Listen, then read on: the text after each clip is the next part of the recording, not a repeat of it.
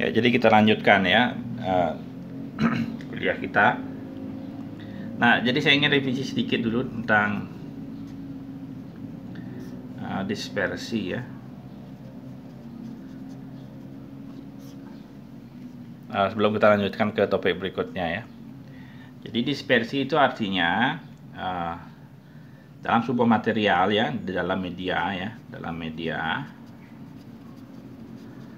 kita memiliki indeks bias ya, indeks bias.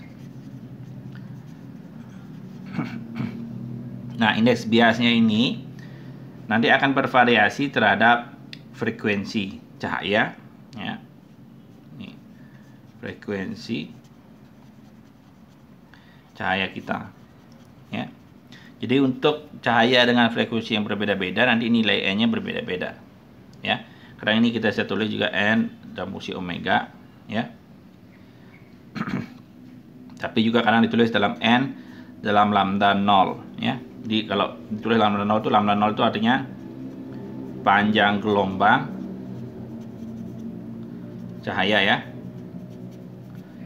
di vakum, di ruang hampa. Karena ketika memasuki media atau medium, lambdanya itu berubah ya. Tapi kalau kita definisikan lambda 0 itu dia adalah panjang gelombang di media. Jadi relasinya itu adalah C sama dengan lambda 0 kali frekuensi. Ya. Jadi ketika memasuki medium ininya berubah ya. Tapi kalau kita definisikan C ini jadi tetap oke. Jadi cuma definisi saja. Ya. Jadi fenomena ini kamu bisa lihat di mana-mana sebetulnya ya. Jadi yang paling sederhana itu dilihat bukan paling sederhana ya, paling terkenal mungkin ya. Itu dilihat di prisma ya. Jadi umpamanya saya punya cahaya datang sini, cahayanya ini warnanya putih ya.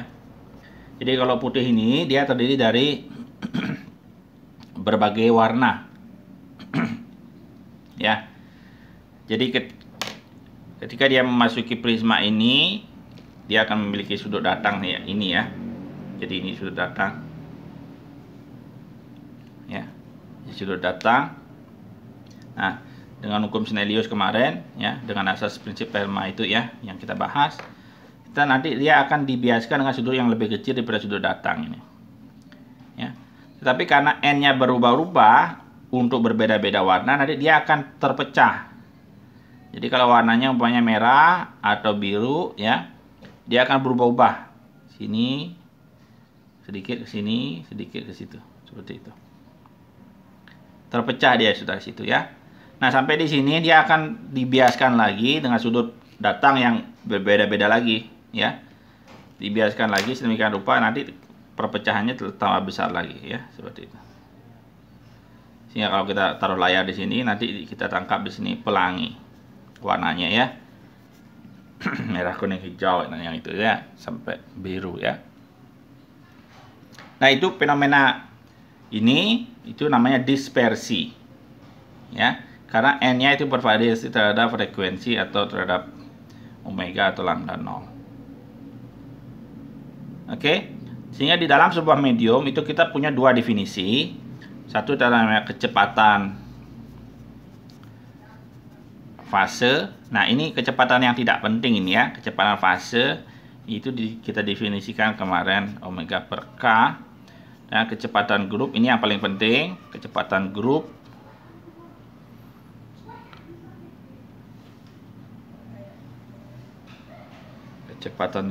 ya. Itu P grup itu sama dengan omega seperti itu. Oke. Nah, umpamanya nanti K-nya itu apa? K itu sama dengan 2pi per lambda 0 itu umpamanya ya. Kalau definisinya lambda 0 ya. Kali N. Nah, N ini juga nanti bisa bervariasi terhadap lambda 0. Nah, ini kadang-kadang yang ada di literatur. Kalau ada literatur, kamu bisa pakai aturan rantai untuk menentukan VG-nya ya. Gimana caranya? Aturan rantai adalah kamu cari yang ini ya. Itu sama dengan lambda 0 kali omega. Jangan pakai ini aturan rantai namanya ya, untuk menentukan kecepatan grupnya. Sehingga nanti setelah dapat kita masukkan ke sini. Oke. Oke, saya rasa sudah jelas ya. Nanti kalau ditentukan atau kita coba aja sekarang ya. Coba sekarang. Jadi K itu kita dapat dalam bentuk lambda 0 ya. 2pi per lambda 0 kali n, ini fungsi lambda 0. Jadi kita ditugaskan mencari K per 2 omega, dimana ini sama dengan aturan rantai seperti itu. Nah, kadang ini yang kita tahu ya dalam lambda 0 ya, di buku datasheetnya material dan sebagainya, kadang dalam bentuk ini ya. Nah, tentunya kita tinggal turunkan ya. Lambda 0 itu apa sih? Gitu kan? Jadi lambda 0 sebentar ya.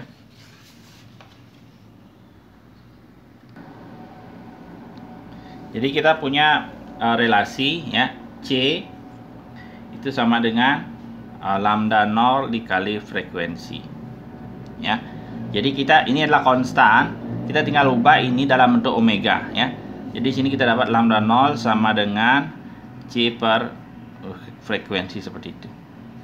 Tapi kita tahu omega definisinya itu 2pi kali frekuensi, sehingga tinggal dimasukkan ke sini kita dapat lambda 0 sama dengan C per frekuensi omega ya. Per omega dikali 2pi seperti itu. Oke. Sehingga kalau kita cari termnya yang ini ya, 2 lambda 0 per 2 omega, kamu tinggal turunkan yang ini ya terhadap omega ya. Ini coba terhadap ini aja ya. Nanti ini kita dapatkan sama dengan apa? Minus ya, karena pangkat min ini ya, karena dia seper ya di bawah ya, minus 2pi kali C per omega kuadrat ya. Nah, terus kita ubah lagi omeganya nanti dalam bentuk lambda 0 dari sini ya. Dari sini kita tulis omega itu sama dengan 2pi C per lambda 0. Oke. Kita masukkan lagi ke sini, nanti kamu dapatkan ini nanti sama dengan minus lambda 0 kuadrat per 2pi C. Oke. Nah, ini yang pertama sudah kita dapatkan, yang ini dalam bentuk lambda 0. Sekarang kita tinggal nyari yang ini ya. Ini kita dapat dari sini. 2K per 2 lambda 0 itu sama dengan ya, turunkan terhadap ini ya. Atau saya diamkan ini dulu, turunkan terhadap ini juga boleh ya. Atau diamkan ini, turunkan terhadap ini. Ya, jadi kita pertama diamkan ini ya, turunkan terhadap ini, jadi kita dapat minus 2pi kali n ya per lambda 0 kuadrat. Seperti itu. Terus ini kita fixkan, ini kita turunkan, plus 2pi per lambda 0 kali 2n per 2 lambda 0 seperti itu ya. Sehingga ini kita kumpulkan, nanti kita dapat ini sama dengan kita keluarkan 2pi nya ya, 2pi per lambda 0 minus 2pi per lambda 0 kuadrat gitu, ini kali n min lambda 0 2n per 2 lambda 0 seperti itu ya. Jadi kita sudah sampai selesai ya. Kita tinggal kalikan ini dengan ini ya, sehingga kita dapat 2K per 2 omega itu sama dengan ini kali ini minusnya mengcancel, 2pi nya mengcancel, lambda 0 kuadratnya mengcancel ya, sehingga sisanya ini 1 per C kali n min lambda 0 seperti itu ya. Sehingga kita dapat V group, masih di layar, sehingga kita dapat V group itu sama dengan seper ini ya, jadi dapat C per n min lambda 0 n per 2 lambda 0 seperti itu. Jadi ini cara lain ya. Kemarin kita udah dapat yang isi 2n per 2 omega ya. Ya. Jadi ini adalah cara lain kalau umpamanya n-nya itu nanti diketahui dalam bentuk lambda 0. Oke. Ya, kita kasih contoh satu ya. Contoh satu. Umpamanya kita pakai yang sederhana dulu ya. Mediumnya umpamanya bervariasi terhadap omega ya, terhadap omega itu umpamanya nilainya adalah 1 plus omega per omega 0 kuadrat umpamanya. Oke, sekarang di dalam material ini saya ditanya tentukan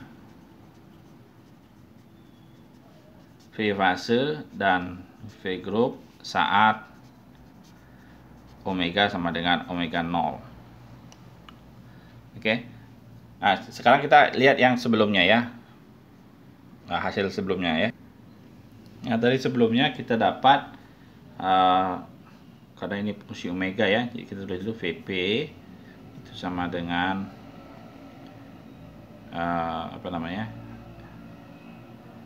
C per N ya, C per N itu aja. Kalau V group itu sama dengan sebelumnya kamu bisa cek, kita udah dapat ini sama dengan nanti C per N plus omega do N ya, do omega seperti itu. Oke, kamu cek video sebelumnya ya. Nah, sehingga kalau kita ditanya saat omega sama dengan omega 0, untuk mencari VP kita tinggal mencari N dulu ya. Jadi N itu sama dengan saat omega 0 ya, 1 plus ini omega 0 per omega 0 kuadrat.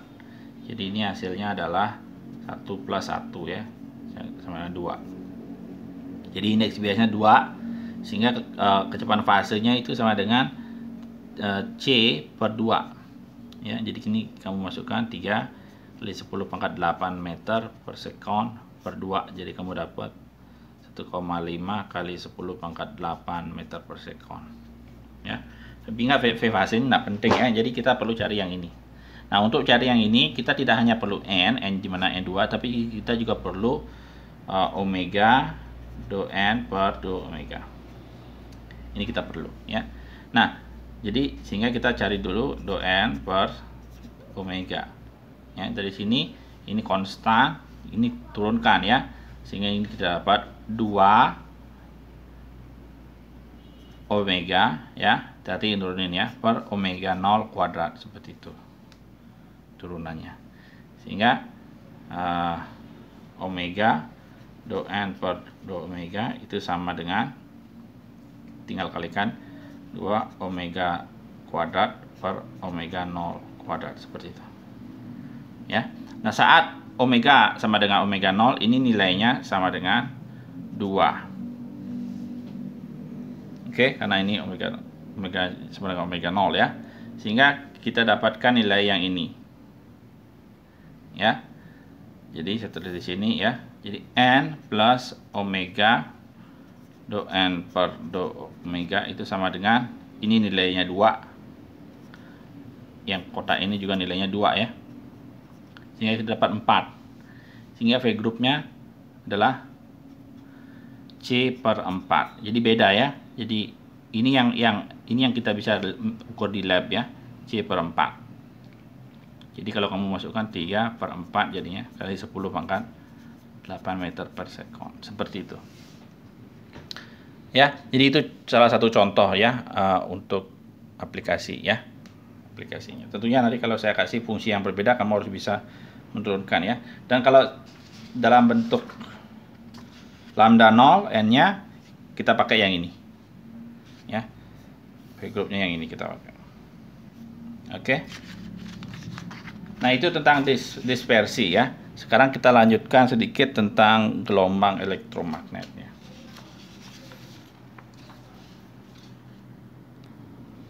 Ya, jadi gelombang elektromagnet ini artinya cahaya itu adalah terbentuk karena adanya interaksi antara medan elektrik dan medan magnetik ya. Jadi ini kamu nanti akan pelajari lebih detail, atau sudah mungkin ya di teori medan itu ya. Nah, sekarang kita di sini akan ambil kesimpulannya saja ya.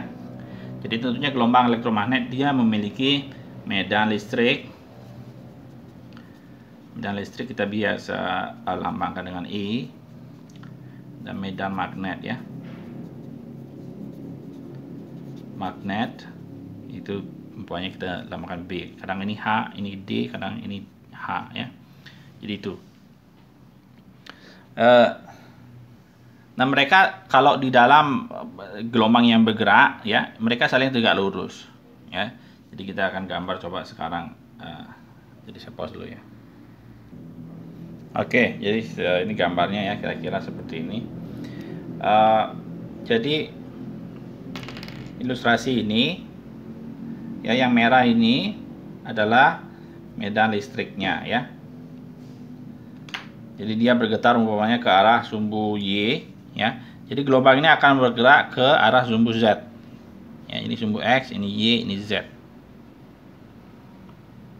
Oh sorry, saya salah kasih nota ya. Ini X, ini X, ini Y ya. Ini X, ini Y. Karena mereka selalu pakai aturan tangan kanan ya. X cross Y itu Z ya.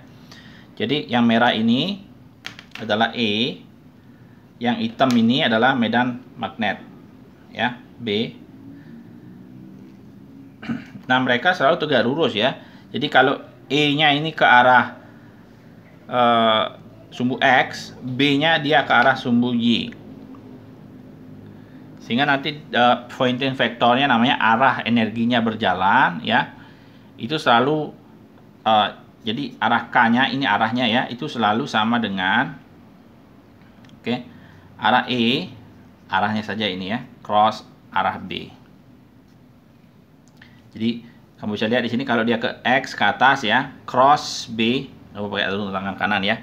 B-nya ke sini ya, ke Y ya. E cross B dia ke kanan. Ya. Kalau di sini B-nya ke situ, E-nya turun ya, sama juga ya. Jadi tangan kamu ke bawah ya, ke minus X cross B ya. B-nya ke minus Y ya, sehingga tetap ke kanan. Jadi ini tetap kita dapat. Ya. Jadi K-nya itu adalah arah pergerakan dari gelombang kita. Ya, dia bergerak ke arah sumbu Z. Oke. Jadi mereka selalu tegak lurus dengan antara medan listrik, medan magnet, dan arah pergerakannya. Ya. Nah, relasi yang kita dapat dari persamaan Maxwell ya, itu kita bisa simpulkan saja di sini ya. Bahwa EY itu sama dengan ini besarnya ya, minus kecepatan cahayanya kali BX. Terus EX sama dengan kecepatannya kali BY ya, atau kita bisa ubah ini sama dengan minus C per N kalau kecepatannya, kalau untuk yang satu gelombang ya. Ini jadi nggak ada dispersi, kita anggap ya, kali BX ini sama dengan C per N kali BY, seperti itu. Oke.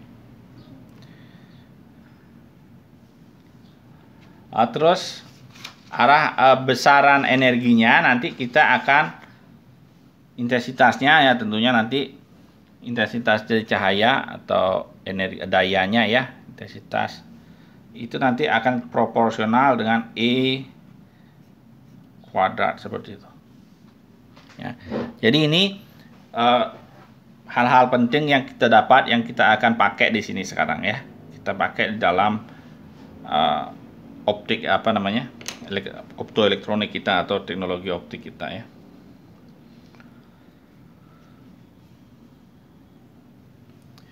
Ya, jadi kita akan sekarang pakai hasil yang tadi untuk membahas yang namanya hukum Fresnel. Jadi ini adalah hukum pemantulan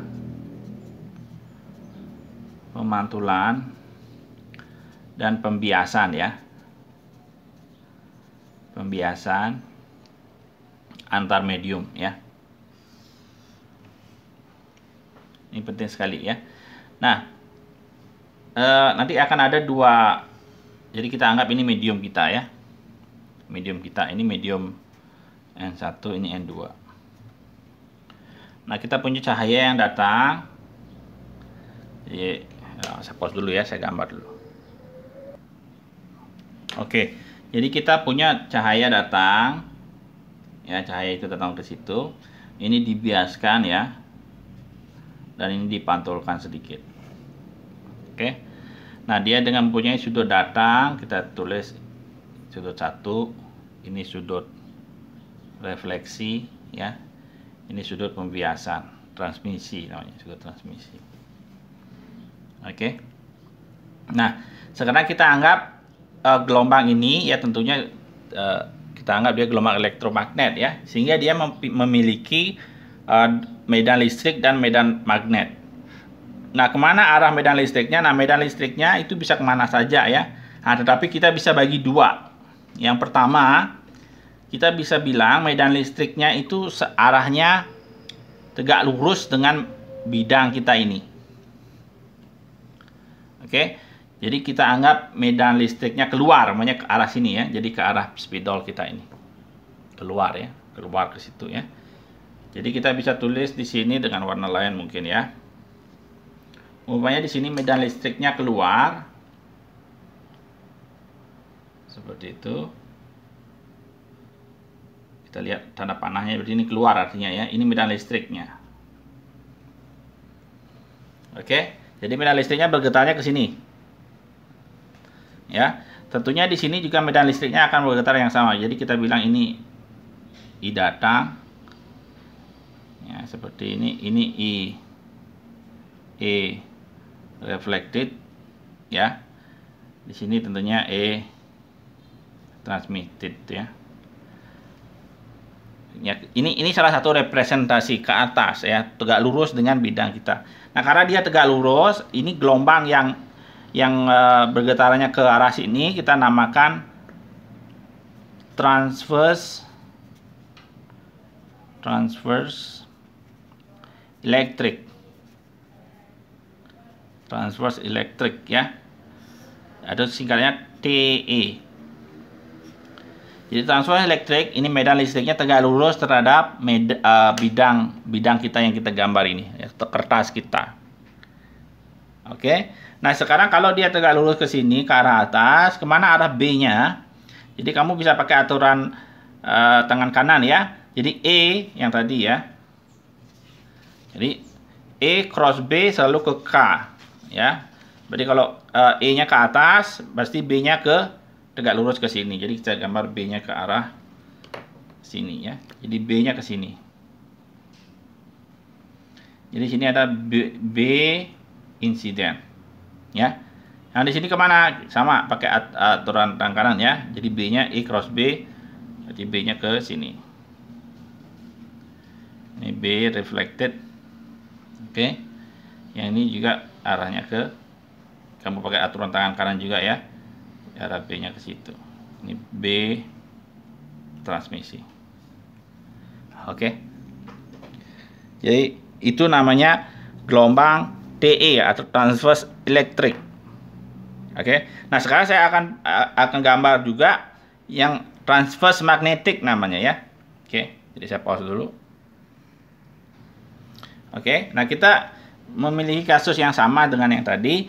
Cuma sekarang kita akan gambar medan magnetnya yang keluar ya, medan magnetnya yang keluar. Jadi kita gambar sekarang dengan warna yang sama tadi ya. Jadi ini medan magnetnya, ini B datang, ini B reflected, ini keluar sekarang medan magnetnya ya. Ini B transmitted. Nah, bagaimana dengan medan listrik? Ya, tentu kita pakai aturan yang tadi ya, aturan yang pertama ya. Jadi E cross B itu sama dengan arah pergerakan. Jadi dia bergerak ke sini ya. Jadi E-nya tentunya ke atas ya, karena E cross B. Jadi kita bisa lihat ini E datang ya. Sekarang lurusnya ke sini, ini E reflected ya. Sorry, ini ke atas ya. Ini E transmitted. Jadi E cross B. Oke. Jadi hati-hati dengan arahnya itu ya. Jadi di setiap E cross B ke arah. Jadi berbeda ya. Jadi yang modenya yang ini kita namakan transverse magnetic.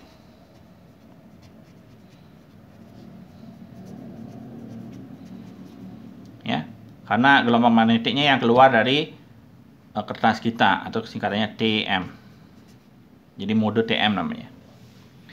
Jadi dengan dua ini, yang ini TE ya, medan listriknya yang keluar, yang ini medan magnetnya yang keluar, kita bisa mengklasifikasikan berbagai macam gelombang ya. Jadi semua gelombang bisa direpresentasikan antara TE atau TM. Oke. Nah, sekarang kita akan bahas dulu yang TE ya. Ya, jadi kita bahas yang TE dulu ya. Jadi kita lihat di perbatasan di sini mereka bertemu di titik ini ya. Nah, saya zoom di sini ya, di titik itu. Di sini ya. Ada 3 electric field yang ketemu. Ya. Saya gambar warna hijau yang electric field. Yang satu adalah di sini, saya anggap gambar di atasnya ini E insiden.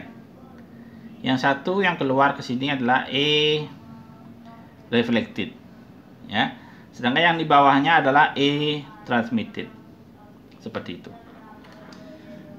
Oke, nah di dalam teori Maxwell ini harus continuous. Ya, sehingga kita bisa tulis dari sini ya, bahwa E insiden ditambah E reflected itu harus sama dengan E transmitted. Jadi dia harus continuous ya, jadi tidak boleh putus di sini. Oke. Nah, bagaimana dengan gelombang magnetiknya atau medan magnetiknya ya? Jadi saya zoom lagi di sini untuk medan magnetiknya ya. Nah, untuk medan magnetik yang di atas di sini arahnya ke sini. Ini BI ya. Yang di kanan arahnya ke sini. Ya. Arahnya sedikit berbeda ya. Sedangkan yang di bawah di sini arahnya ke situ. Ini BT. Oke. Di sini juga harus yang continuous, tetapi yang harus continuous adalah yang tangensial seperti ini. Ini sudah tangensial ya. Ini sudah arahnya ke atas, ini ke atas, ini ke bawah, ke bawah. Yang sini yang tangensialnya harus continuous. Oke. Sehingga kalau saya gambar di sini dengan pelan-pelan, hati-hati ya. Ini adalah sudutnya, sudut transmisi, ya. Oke. Terus sudutnya ini, yang ini ya. Ini adalah sudut insiden. Oke, harus hati-hati ya, lihatnya itu ya. Terus yang di sini adalah yang ini sudut insidennya. Sudut reflectednya yang di situ ya, yang ini. Oke. Nah, jadi kalau saya gambar di sini, ini dia. Ini theta insiden, ini theta reflected ya. Ini theta transmisi. Seperti itu. Sehingga kalau saya lihat medan magnet kita yang paralel dengan permukaan ini ya, saya bisa tulis B insiden, B yang datang dikali cos insiden ya, arahnya ke kiri ini ya. Oke. Dikurangi B reflected ke kanan ya, cos theta reflected. Oke. Ini nanti akan sama dengan yang di bawah. Yang di bawah ke kiri juga ya. Jadi B transmitted dikali cos theta transmitted. Oke. Jadi saya ulangi.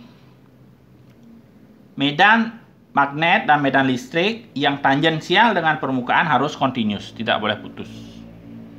Ya, itu hasil dari teori Maxwell.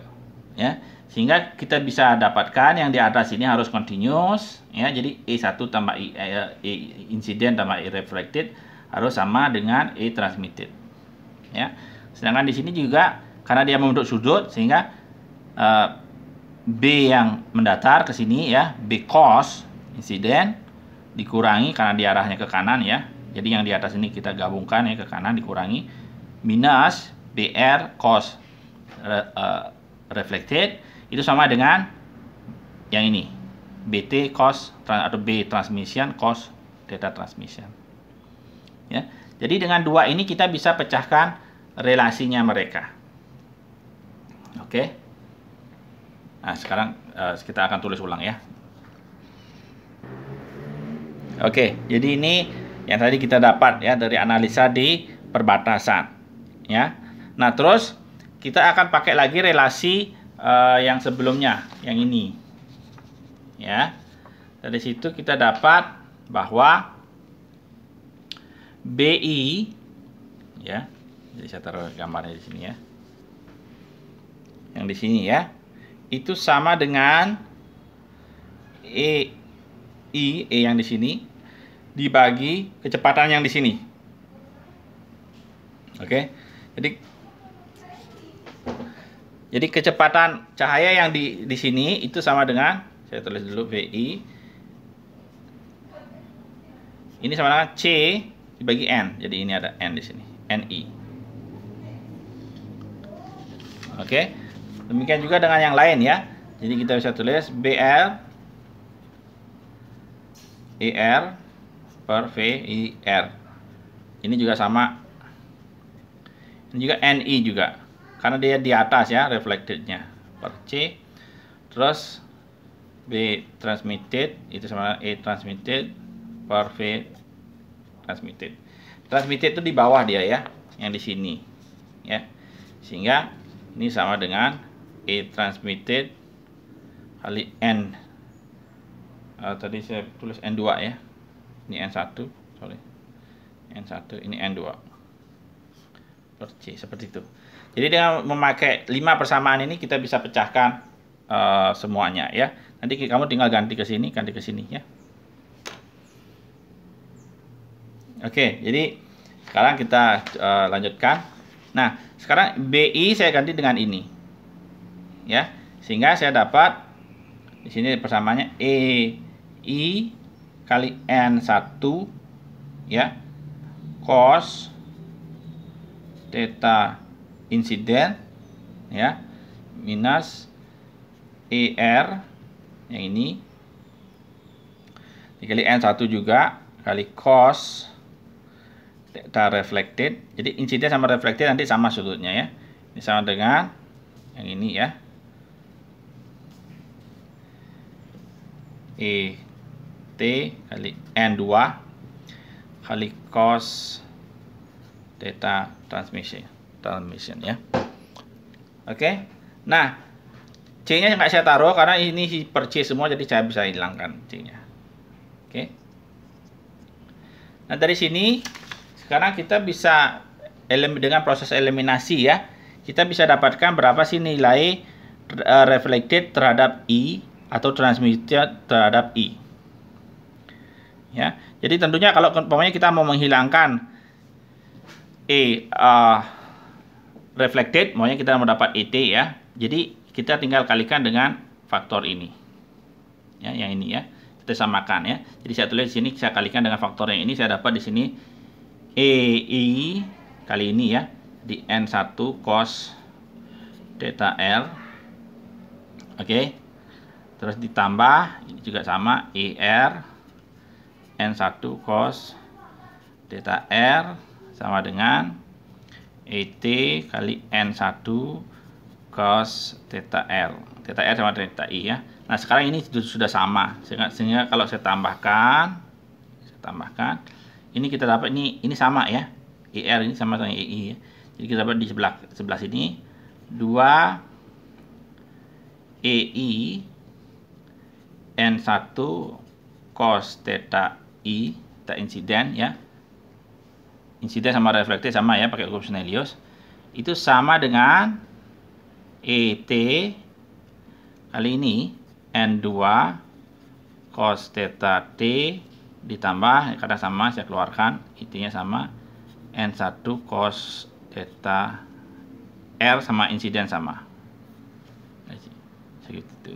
Jadi sehingga saya bisa tulis ET per EI sama dengan 2NI atau N1 cos theta insiden per ini ya, saya tulis ini duluan ya, biar 1 sama 1 ya, cos theta insiden tambah N2 cos theta transmitted.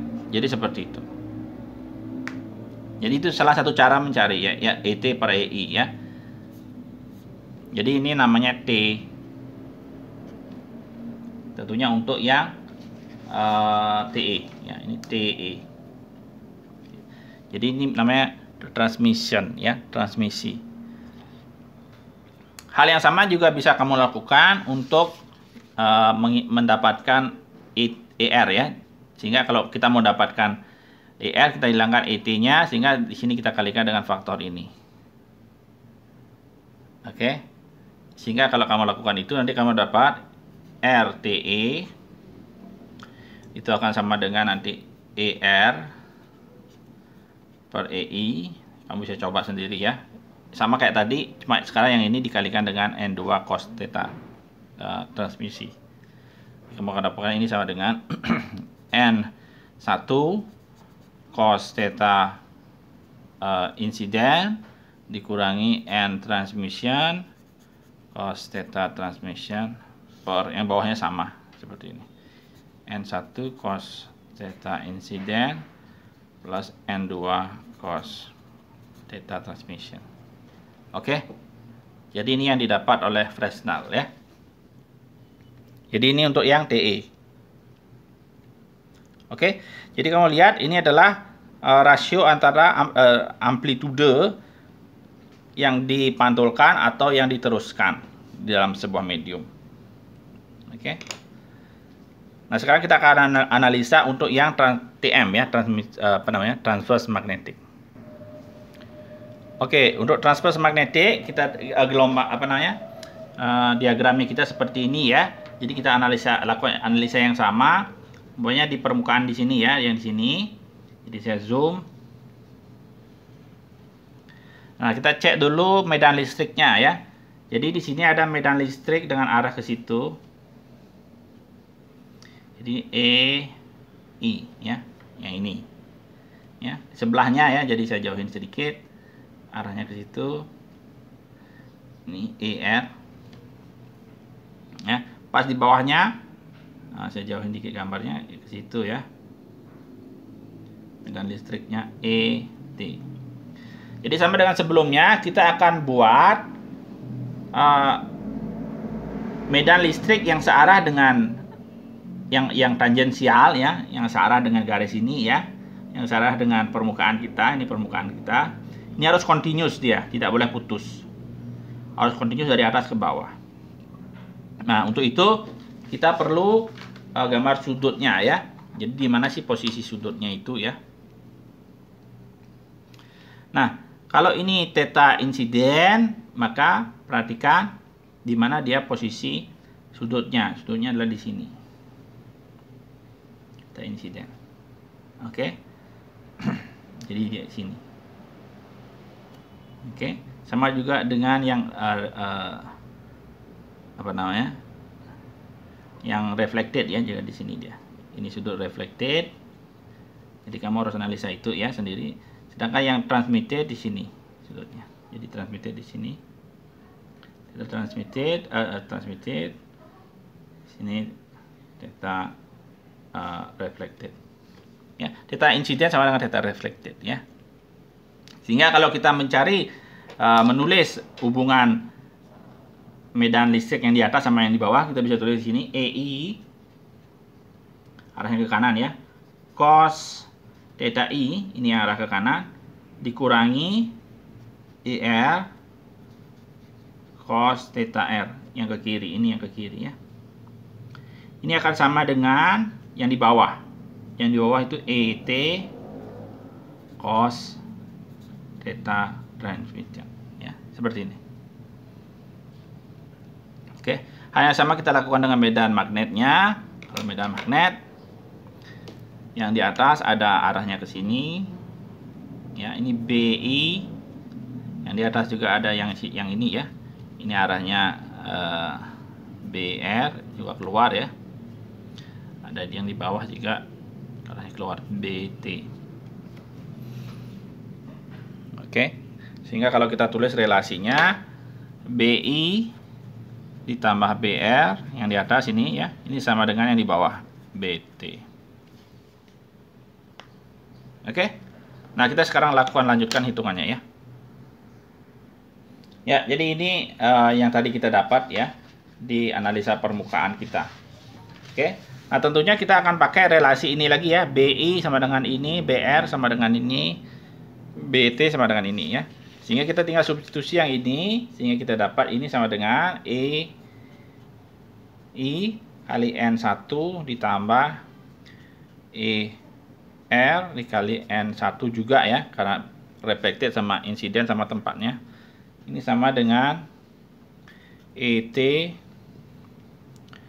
kali N2, transmitter berbeda ya.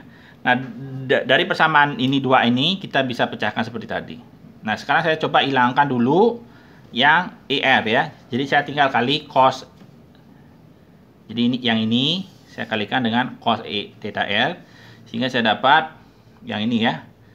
Jadi E1 EI cos theta R kali N1 ditambah ER cos theta R sama theta insiden ya. Jadi saya tulis theta R aja dulu nanti ya. Kali N1 sama dengan ET kali N2 kali cos theta R. Sedangkan yang ini saya kalikan dengan N1 ya, sehingga kita dapat nanti di sini lengkap N1 cos theta R. Jadi yang atas ini saya tulis ulang ya. Ini EI cos theta I kali N1 kali N1 ya, dikurangi ER cos theta R kali N1. Oke, sama dengan ET kali N1 cos theta T. Oke. Nah, sekarang kita tinggal tambahkan, karena ini sudah sama ya, tandanya sudah plus sama minus. Kalau saya tambahkan di sini, ini sama ya. Ini cos theta I sama dengan theta R, ini juga sama. Jadi di sebelah kiri kita dapat 2 EI N1 cos theta I sama dengan theta R. Yang sebelah kanan kita dapat ET kali N1 cos theta T plus N2 cos theta I. Theta I sama theta R sama ya. Sehingga kita dapat ET per EI itu kita tadi definisikan sama dengan transmission ya. Tapi ini TM.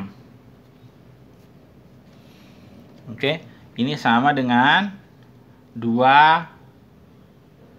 N1 cos theta I per N1 cos theta T plus N2 cos theta I. Oke, jadi seperti itu. Jadi ini transmissionnya, terus reflectionnya untuk TM kamu bisa hitung juga, dapatkan juga sama ya. Tapi kamu cari ER per EI. Nanti kamu akan dapat nilainya adalah N2 cos theta I minus N1 cos theta T per N1 cos theta T plus N2 cos theta I. Oke. Jadi ini hasilnya. Jadi ini sedikit berbeda ya. Jadi perbedaannya tipis sekali, hampir tidak terlihat ya. Jadi keperhatikan yang bagian bawahnya terutama ya. Jadi kalau dia TE,